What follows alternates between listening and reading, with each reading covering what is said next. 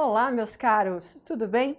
Meu nome é Patrícia Greco e com muita satisfação estou hoje aqui com vocês para a gente dar algumas olhadas, verificar alguns assuntos importantes da área do direito eleitoral. Vamos lá? Hoje a gente vai falar um pouquinho sobre as convenções para as escolhas dos candidatos. A gente sabe que para um candidato sair a candidato, ele tem que ser escolhido, então, numa convenção partidária. E onde é que a gente vai encontrar a disciplina, então, para esse assunto? Ela está nos artigos 7º, 8º e 9º da Lei das Eleições, a Lei 9.504. É importante ver no artigo 7º que ele respeita essa autonomia dos partidos políticos e por isso estabelece que as normas para a escolha e para a substituição dos candidatos e formação de coligações, elas serão estabelecidas aonde? Nos estatutos dos próprios partidos, tá? Então é bom observar isso, que a lei respeita, portanto, essa autonomia que os partidos têm, tá? Agora, caso em que haja uma omissão deste estatuto, a quem vai caber, então, estabelecer essas normas? Senhores, a gente encontra no parágrafo 1º a diretriz de que o órgão de direção nacional do partido, veja bem, o órgão de direção nacional do partido é competente para estabelecer estas normas. Mas atente-se a uma observação. Para a realização das convenções, os partidos podem usar gratuitamente prédios públicos. Por que a gente fez essa ressalva aqui? Porque a gente sabe que há vedação, né? A figura das chamadas condutas vedadas, para que não se utilizem do aparato estatal, sobretudo a utilização de imóveis, né, em se falando do período de campanhas. Mas excepciona-se para o caso, então, das convenções partidárias. Não pode pegar, fazer a requisição para utilizar ou a Câmara, ou uma escola, qualquer um desses espaços públicos voltados para a reunião e para a escolha, então, interna dos candidatos que lançarão o seu registro. Qual que é o prazo para a realização das convenções? Muita atenção nessa questão, porque ela não cai, ela despenca nos concursos públicos, tá? A Lei 13.165, ela alterou o artigo 8º da Lei das Eleições, estabelecendo um novo prazo, que passa a ser, então, do dia 20 de julho a 5 de agosto, tá? Exatamente 60 dias em torno antes das eleições, dia 20 de julho ao dia 5 de agosto. Guardem este prazo. Nas eleições municipais, nós temos as chamadas convenções municipais. Da mesma forma que nas estaduais, nós temos as chamadas convenções regionais. E para os cargos de presidente e vice-presidente, a gente tem, então, as convenções, ou melhor, a convenção nacional, tá certo? Perfeito. Visto isso, teve também algumas alterações introduzidas por mais uma reforma eleitoral ali na Lei 9.504, que trouxe, a partir da reforma de 2009, uma alteração no parágrafo 2º do artigo 7º. O que essa alteração trouxe? A anulação pelo órgão superior do partido, ou seja, uma esfera federal, né?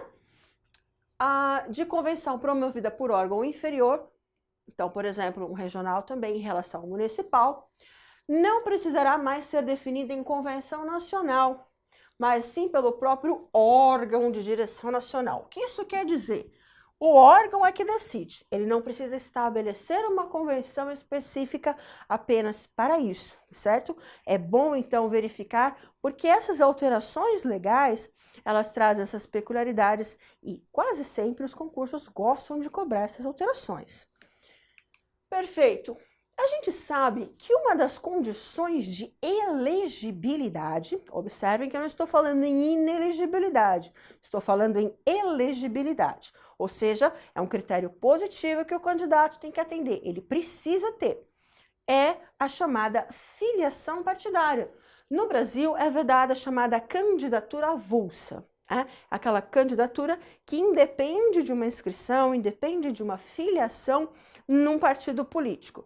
Nós não temos essa figura, portanto, o candidato tem que possuir 2 requisitos, tanto domicílio quanto a filiação partidária, pelo prazo de pelo menos 6 meses antes do pleito.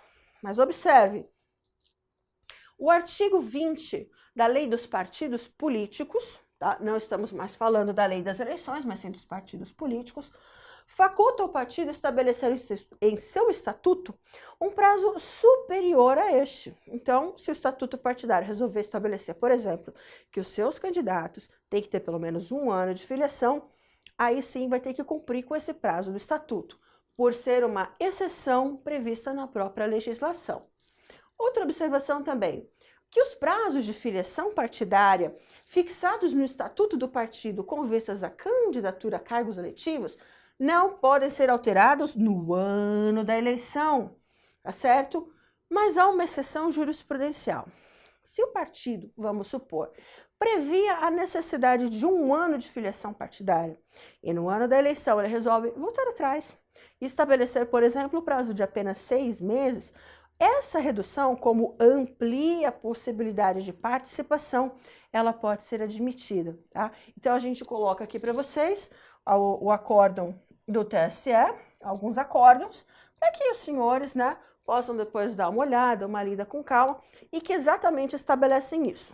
Se for uma modificação ampliativa, que participe mais pessoas no pleito, pode ter a modificação. Se ela for restritiva, vamos supor, ele já previa no seu estatuto o prazo de 6 meses e porventura resolveu passar o quê? A 1 ano. Não pode ser alterado no ano da eleição. Em respeito ao que mesmo? Ao princípio da anterioridade eleitoral. Perfeito? Outra observação também é que o conceito de domicílio eleitoral, pessoal, pode ser demonstrado não só pela residência com ânimo definitivo, mas a gente admite um cabedal, uma oportunização muito maior de possibilidades, né, de vínculos, podendo ser vínculo político, vínculo econômico, vínculo social e até mesmo vínculo familiar, tá? Então, não é a mesma coisa do que o domicílio civil, né? O domicílio eleitoral, ele tem uma possibilidade muito maior de você conseguir estabelecer esse vínculo, tá? Então, pode ser um vínculo familiar, você tem ali seus pais que estão morando naquela cidade, comprova a filiação e demonstra, então, o vínculo. Ou, de repente, um vínculo social, né, que você possa atuar ali naquela comunidade, tem alguma comprovação nesse sentido, e assim por diante. Então, não há uma coincidência entre domicílio civil e o domicílio eleitoral. Outra observação, o prazo mínimo de domicílio eleitoral é contado da data do requerimento de transferência e não do seu deferimento. Qual que é a diferença, Patrícia? O que isso quer dizer? Isso quer dizer o seguinte, meus queridos, quando vocês vão até a Justiça Eleitoral e requerem a sua transferência eleitoral, por exemplo, ela vai ser aberto aquele pedido, que a gente chama então de requerimento de alistamento eleitoral, na modalidade transferência, e aquele requerimento é aberto no mesmo instante. Mas o deferimento daquele requerimento vem em momento posterior. Quando então que a gente começa a computar esse prazo de 6 meses de domicílio? É de quando eu me dirijo ao juízo e solicito a minha transferência ou de quando ele defere?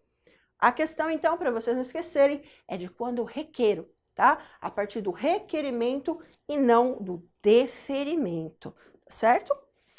Vamos lá, vamos focar agora um pouquinho na jurisprudência, porque ela vem caindo muito nos concursos mais recentemente. Aqui nós temos um acórdão aqui do ano de 2018, tá? Em que diz, não há eficácia da filiação partidária para atender o prazo de 6 meses antes da eleição durante o período em que perdurou a suspensão de direitos políticos, decorrente do trânsito em julgado da condenação por improbidade. Trocando em miúdos, caso o candidato, naquele prazo de 6 meses anteriores à eleição, estava respondendo, então, por uma condenação de improbidade, esse período que ele ficou com os direitos políticos suspensos não podem ser contabilizados para efeito da sua candidatura, tá certo? Para o cômputo da sua filiação. Fica suspenso o direito político fica suspensa a filiação. Isso aqui é para os senhores saberem, caso caia numa prova, e normalmente é uma tendência os concursos virem cobrando posicionamentos do TSE. Além disso, vamos focar também nas súmulas, né? Como a gente está falando de convenções e filiação, é muito importante a gente ter em mente a súmula 2 do TSE, que diz: assinada e recebida a ficha de filiação partidária até o termo final do prazo fixado em lei, considera-se satisfeita a correspondente condição de elegibilidade, ainda que não tenha fluído até a mesma data o trido legal de impugnação. O que isso daqui quer dizer? Trocando em miúdos, caso você tenha pedido a sua filiação até o último dia possível, tá? Para completar aqueles 6 meses anteriores, não precisa contar depois o prazo de impugnação, porque é o trido legal. Então, se você colocou no prazo final e não correu aquele prazo de 3 meses, ou alguém porventura impugnou a sua filiação no prazo posterior, o que conta é da sua ficha, é do seu... a partir do momento que você preencheu, né, o seu cadastro junto ao partido político. Isso é uma súmula, pessoal, ou seja, tem aplicabilidade e nem se questiona, né? Se é do TSE, há uma grande possibilidade de ser cobrado. Veja agora na súmula 20, colocamos um zerinho a mais. A prova de filiação partidária daquele cujo nome não constou da lista de filiados de que trata o artigo 19 da Lei dos Partidos Políticos pode ser realizada por outros elementos de convicção, salvo quando se tratar de documentos produzidos unilateralmente de fé pública. O que isso quer dizer? Se porventura o candidato ali pediu a sua filiação no prazo legal e por qualquer motivo ele não conste na lista oficial, ele pode comprovar a sua filiação por outros meios, exceto documentos produzidos unilateralmente e que não tenham fé pública. Por exemplo, uma declaração ali do dirigente, do diretório, né, do presidente do diretório ou da comissão provisória dizendo que a pessoa está afiliada. Esse é um documento produzido unilateralmente, que não tem fé pública. Mas outros meios podem ser admitidos, tá? Exatamente com esse caráter inclusivo que o direito eleitoral pretende dar, tá? Não exclusivo. Pessoal, como é que funciona a filiação partidária de militares? Isso cai bastante também em provas e a gente tem que verificar. A Constituição Federal, no artigo 142, parágrafo 3º, inciso 5, 5º, diz: o militar, enquanto serviço ativo, não pode ser filiado a partido político. Quer dizer, então, que ele não pode concorrer ao pleito? Sabemos que não é assim. Como funciona? O militar não pode exercer a sua capacidade eleitoral passiva, ou seja, de ser eleito? Pode, pessoal. E a resposta está no parágrafo 8º. O militar alistável é elegível. Por que essa ressalva? Porque nós temos os conscritos, né? Que são aqueles rapazes que completaram 18 anos, que estão prestando o serviço obrigatório militar. O conscrito ainda não é um alistável. Então, ele não pode ser o quê? Elegível. Mas se passar disso e seguir com a carreira militar, aí ele passa a ser um militar alistável e, portanto, um militar elegível. Atendidas algumas condições. Vejamos elas. O prazo de filiação de 6 meses da eleição não será exigido do militar. Por uma razão simples, né? Porque ele não pode ser filiado. Mas uma vez que ele queira, aí sim a gente tem a possibilidade dele automaticamente se filiar e não precisar cumprir com prazo de 6 meses. Como é que funciona a filiação partidária de um promotor ou de alguém que faça parte do corpo do Ministério Público? Temos 3 possibilidades nesse caso. Se esse promotor, se esse membro, ele adentrou, tá, no quadro do Ministério Público depois da emenda constitucional 45 de 2004, membros do MP que ingressaram na carreira depois dessa emenda, depois de 2004, observarão as regras para magistrados e membros do Tribunal de Contas, ou seja, desincompatibilização de seus cargos 6 meses antes do pleito, tá? Então, vocês observem, entrou depois de 2004, desincompatibilização 6 meses. Agora, se ele entrou entre a nossa publicação, né, a nossa Constituição de 88 e a Emenda Constitucional 45 de 2004. Vamos voltar um pouco para trás. Ele entrou antes dessa primeira situação, né? Mas ele entrou entre a nossa Constituição e essa emenda. Nestes casos, tá? Poderão se filiar a partidos políticos e candidatar-se a cargos eletivos.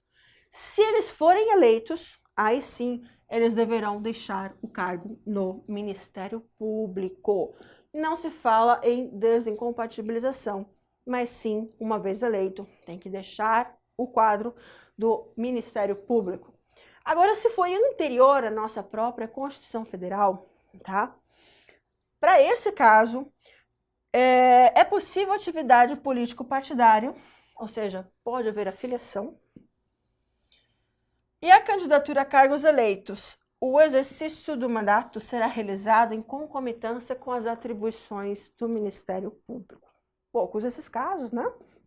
Normalmente esses promotores, esses procuradores de justiça, eles acabaram já, não só de justiça, da própria República, mas eles acabaram já por se aposentar e tal. Mas se ele ingressou o quadro, né, do Ministério Público anteriormente à nossa Constituição, ele pode tanto manter a filiação quanto as atividades dele, mesmo que eleito, certo? Guardem bem essas três possibilidades. Aqui no nosso ITER, vamos lá, temos a Constituição Federal, temos a Emenda Constitucional de 2004.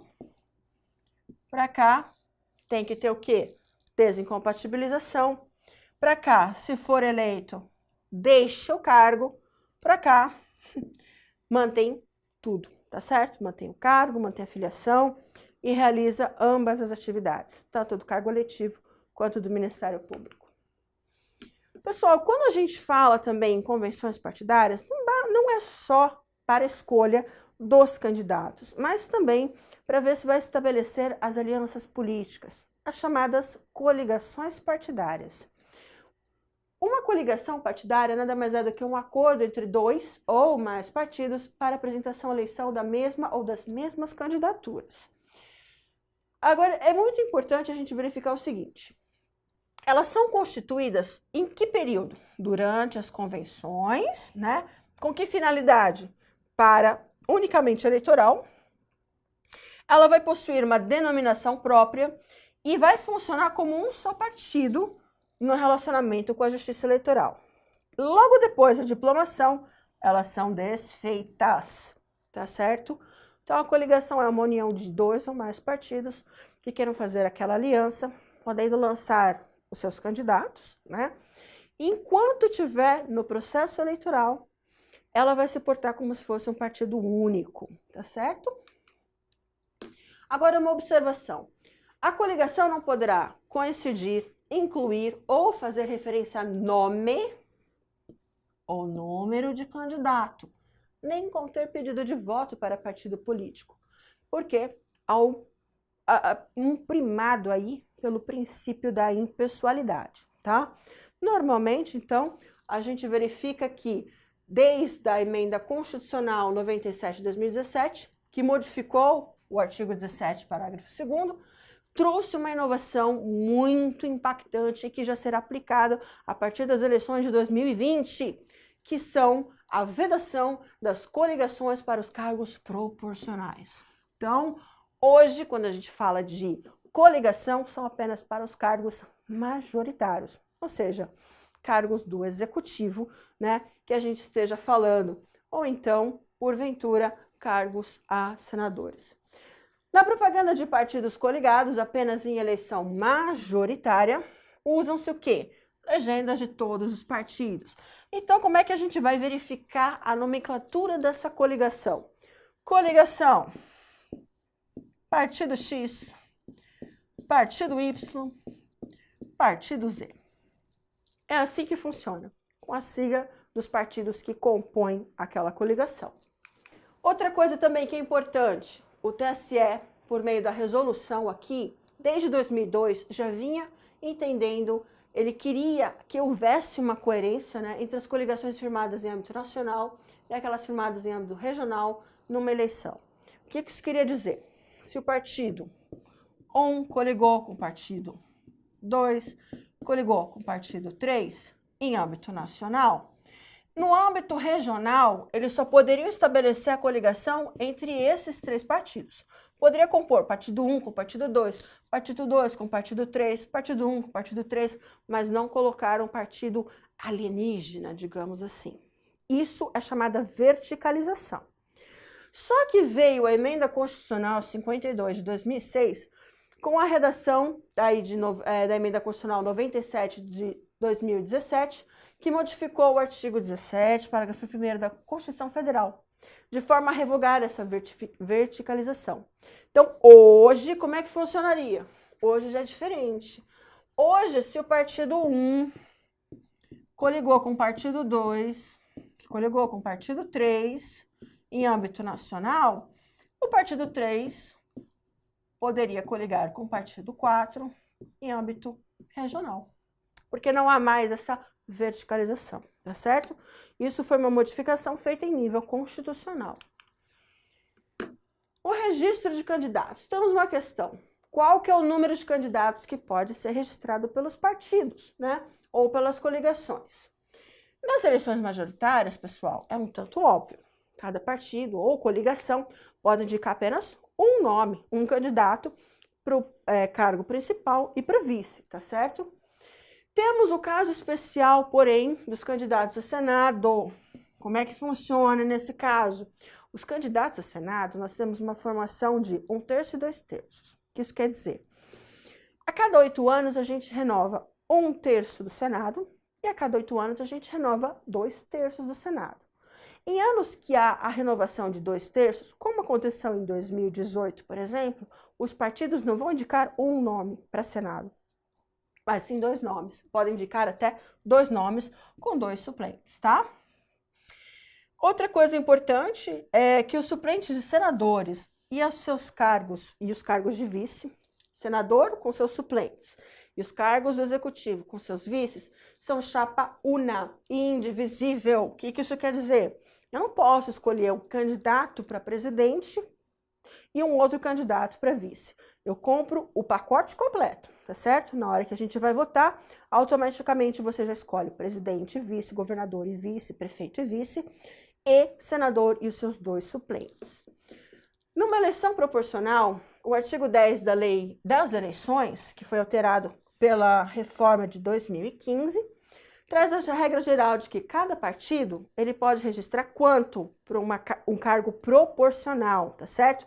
Vamos lembrar os cargos proporcionais, pessoal. Quais são? Deputado federal, deputado estadual, deputado distrital e vereadores, tá? Esses são os proporcionais.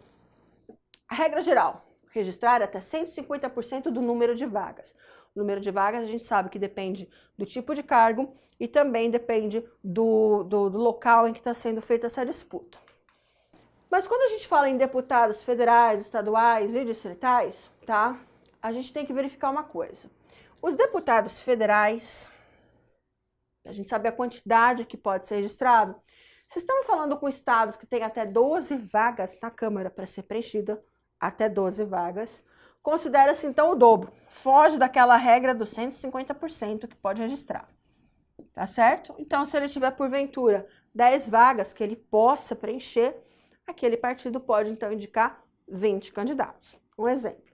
Mas se for um estado com mais de 12, aqui tá erradinho, pessoal, 12 vagas de deputados para preencher, como é que a gente faz?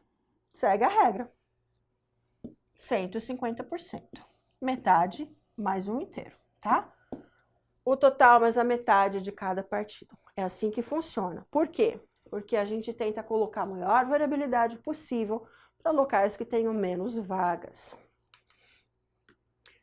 Outra ainda, falando da quantidade do máximo de candidatos, se a gente verificar o artigo 10, inciso 2 da Lei das Eleições, se a gente vai falando em municípios com até 100 mil eleitores, tá? Cada coligação poderá registrar candidatos no total de até 200% do número de lugares, até 100 mil eleitores. Observação. Cabe lembrar que a partir da nossa Emenda Constitucional 97 de 2017, não pode haver mais coligações para cargos proporcionais. Restando saber se o TSE vai aplicar o previsto nesse inciso aqui que a gente acabou de falar, tá? Aos partidos políticos concorrendo isoladamente. Ou seja, se o município tiver até 100 mil eleitores, o partido político, porque antes a lei falava cada coligação, o partido político pode ter essa prerrogativa? A gente vai ter que aguardar aí as cenas dos próximos capítulos, perfeito? Pessoal, vamos dar uma olhadinha rápida aqui, qual que é o fluxograma de um registro de candidatura. Como é que funciona? Primeiro de tudo, a gente tem que ter uma convenção partidária e dela vai resultar uma ata. Nessa ata vai constar o nome de todos aqueles que vão ser indicados para concorrer ao pleito. Uma vez constando no nome da ata, o candidato vai preencher o que a gente faz o quê? É o requerimento dele, tá? O RRC, Requerimento de Registro de Candidatura. Ele vai autorizar. Nesse requerimento, ele tem que fazer o quê? Juntar a prova de filiação partidária, uma certidão que ele consegue tirar facilmente, até pela internet. Vai juntar a declaração de bens dele, porque a lei assim determina, uma cópia do título, vai juntar uma certidão de quitação eleitoral, as certidões criminais dele, a fotografia, lembrando que agora nós não temos mais a chamada cerimônia de verificação e validação de fotos. O que era essa cerimônia? O candidato mandava foto e depois a gente mostrava para eles como é que funcionava aquilo dentro de uma urna, se a foto ficava boa ou não. Agora, como é tudo online, ele manda e já se responsabiliza pela qualidade daquela foto, tá certo? E se a gente está falando dos cargos que concorrem ao executivo, tem que juntar também as propostas defendidas de governo, tá certo? São esses os elementos necessários para um registro. Quando a gente fala de certidão de quitação eleitoral, vale lembrar ali no artigo 11, parágrafo 7º, que a certidão de quitação eleitoral abrangerá o quê? Exclusivamente a plenitude do quê? Do gozo dos direitos políticos, regular exercício do voto, atendimento a convocações da Justiça Eleitoral para auxiliar os trabalhos relativos ao pleito e a inexistência de multas aplicadas em caráter definitivo e não remetidas, bem como apresentações de contas de campanha eleitoral. Por que que tem bem grande aqui esse exclusivamente? Qualquer ampliação que tente se dar para esse artigo, criando novas possibilidades de não dar a quitação para o candidato, pode acabar incorrendo em uma espécie de ineligibilidade disfarçada, entendeu? Por quê? Porque vai estar limitando o acesso à concorrência no pleito. Então, a legislação é bem clara. Quais são as hipóteses em que o candidato não terá quitação? Que é uma condição de registrabilidade, uma condição ali da elegibilidade.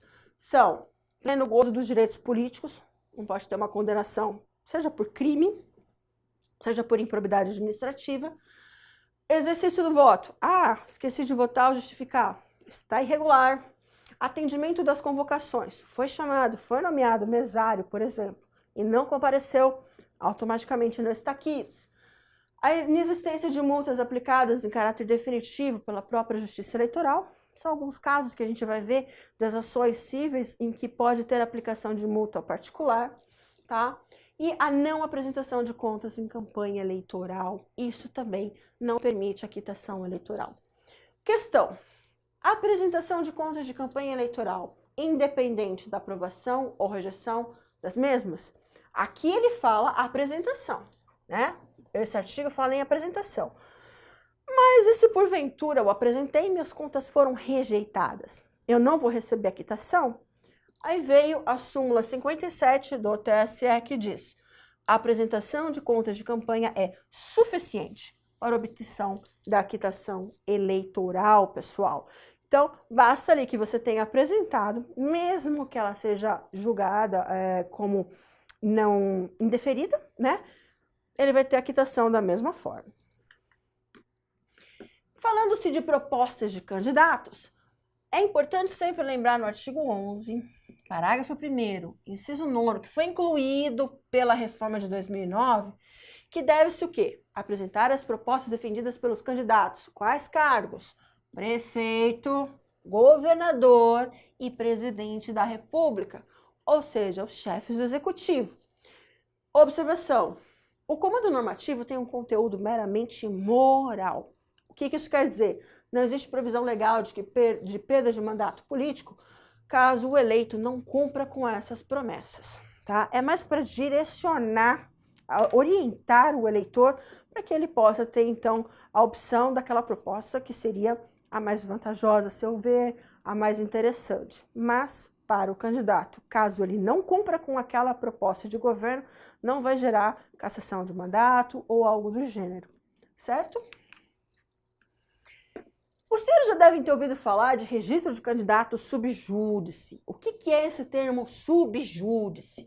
Pessoal, a nossa lei de eleições, ela teve um artigo 16A incluído na reforma de 2009, que diz o seguinte: candidato cujo registro esteja subjúdice poderá efetuar todos os atos relativos à campanha eleitoral, exceto se seu indeferimento de registro se deu por decisão colegiada do TSE. O que isso quer dizer? É a chamada teoria do voto engavetado. Quando você está concorrendo ao pleito, né, mas não é um cargo de presidência da República, em que a decisão do TSE é terminativa, mas, por exemplo, a prefeito ou governador, e por qualquer motivo eu tenho o meu registro indeferido, eu tenho o direito de recorrer, eu recorri. Essa condição que eu tenho, né, de ter o meu registro questionado, mesmo que às vezes o meu seja deferido em primeiro grau, mas alguém impugne, e ele tenha que subir em grau recursal, quer dizer que a minha campanha será subjúdice, ou seja, sob análise judicial. Eu arco com as consequências dessa minha opção, então, tá? Por quê? Porque um candidato com registro subjúdice, na data da eleição, que venha a ser declarado inelegível após a eleição, os seus votos, o que acontece? Serão considerados inválidos, tá? É a teoria do voto engavetado. Poxa, eu votei, mas depois não vingou aquele registro. Vai para alguém aquele voto? Não, eles são anulados. Outra coisa, caso o candidato à eleição proporcional não esteja com o seu registro subjúdice na data da eleição, mas tenha posteriormente seu registro cassado, aí veja bem, aqui nós estamos falando um registro até a data da eleição, tá? Tá impugnado, tô subjúdice, concorro, meus votos depois serão anulados. Mas e se acontecer alguma coisa que casse os votos que eu recebi depois da eleição? Tem algum outro efeito prático? Tem outro efeito prático, sim. Os seus votos vão ser computados para a legenda, caso tenha sido, tá, um voto em sistema proporcional. Além disso, por quê? Porque temos daí a incidência de outra questão, que é o princípio indúbio pro voto. Foi reconhecida a condição de cassação de registro após o voto. Estamos falando de um voto do sistema proporcional. Aqueles votos não serão anulados, serão considerados para a legenda, tá certo? Finalmente aqui, a gente pode questionar como é que funciona a substituição num segundo turno. A gente sabe que nem todas as eleições abrangem o segundo turno, mas para aquelas que porventura têm um segundo turno, como é que funciona? Então tá ali no artigo 77, parágrafo 4º da nossa Constituição. Se antes de realizado o segundo turno, veja bem, ocorrer morte, desistência ou impedimento legal de candidato, convocar-se-á dentre os remanescentes de maior votação. Então, assim, vamos supor que nós temos o candidato A e o candidato X que vão para um segundo turno. Por qualquer motivo, o candidato A ou falece, ou então tem algum impedimento, ou ele mesmo desiste, fala, não quero mais ser candidato.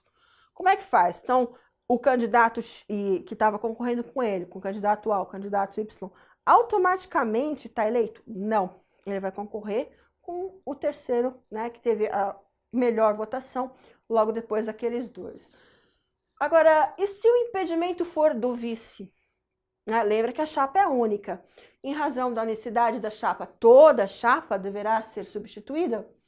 O TSE, ele acolhe, então, a tese de substituição do vice, desde que pertencente ao mesmo partido ou coligação, tá? Por quê? Porque o principal ali que está concorrendo para o cargo principal se manteve. Então, ao invés de a gente chamar o o terceiro melhor votado, faz o seguinte, substitui por outro. Se o partido está concorrendo isolado, um do mesmo partido, ou se está coligado por um que seja daqueles partidos da coligação. Perfeito? Então, esses são os principais pontos e aspectos mais relevantes em se falando de registro de candidatura, filiação partidária, documentação necessária para o registro e as questões pertinentes a esse tema. Agradeço a atenção de vocês e até uma próxima.